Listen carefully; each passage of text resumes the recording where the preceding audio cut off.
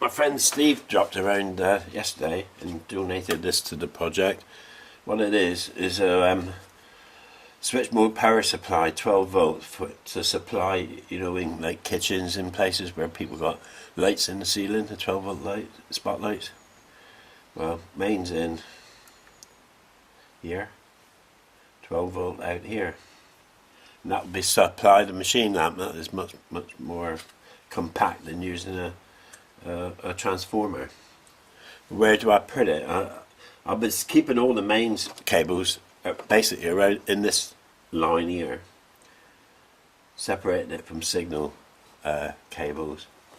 So I've got a lot of connector blocks here that it's basically redundant now, so I'm going to remove a bunch of those and place this here, and also a 110 volt transformer to supply the lubrication pump, which is the far side front of the machine. So that's what I'm going to do now.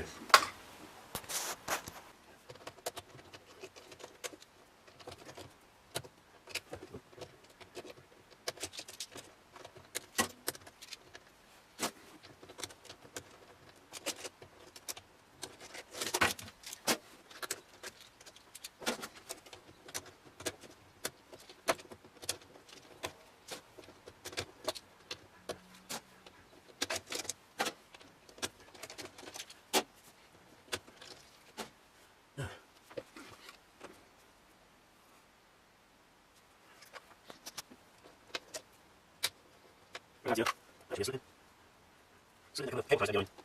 It doesn't want to anything to the stuff in the body.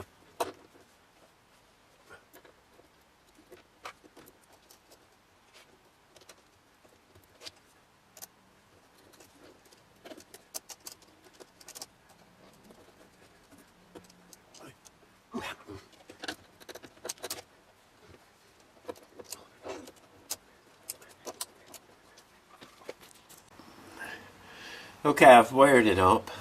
Basically, what we're running here is that is the switch mode power supply for the machine lamp. And that's being fed from the input side of the contactor, simply because I want it on all the time.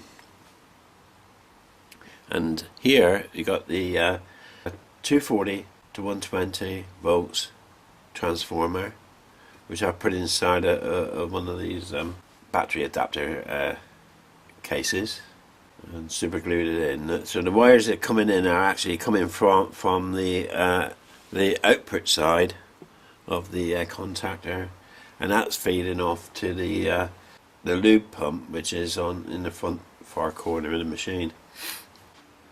There, the light's on within the cabinet,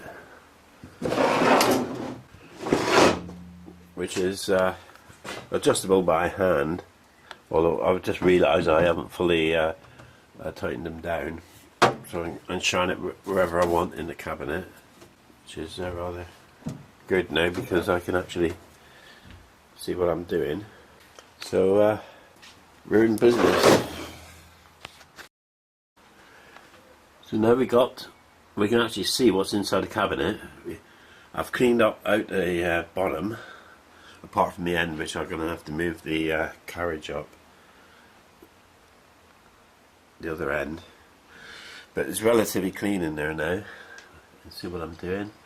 Down here everything's ready except the Y's ready to go. The Y drives are ready to go. I've got them unplugged at the moment simply because no Y motor at the moment up there, bare wires. And I'm contemplating now of actually using a smaller, because this the large stepper motor, which I used on the Z drive, because it seems to be very adequate to drive the Z drive with the inertia of the carriage or the friction of the carriage and so on, and the weight, that I think I need a much smaller. Bearing in mind the screw on the Z drive was 16 millimeters. On this one it's only 10 on Y. So I'm beginning to think probably stick with, if I stick with NEMA 34 frame size, it means I can interchange available, well, I say available, I only got the big ones at the moment, but if I order 2 smaller ones, I'm contemplating that I can machine this, and then in the future I can fit whatever motors I want. Even the short one, the 100mm one, is going to protrude outside the cabinet, so I'm not going to get away with that. But I'm pretty pleased with the work so far.